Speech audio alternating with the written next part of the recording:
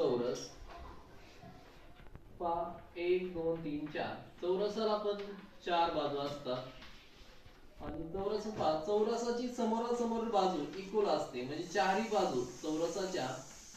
चारही बाजू समान असतात चारही बाजू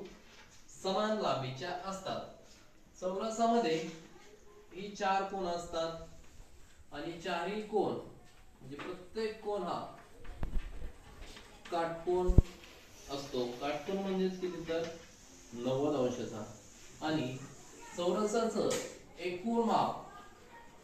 हे 360 अंशाचे असते पहा यानंतर आपण आयताची परिमिती काढायचे सूत्र चौरसाचे क्षेत्रफळ असं परिमितीचे सूत्र घेऊया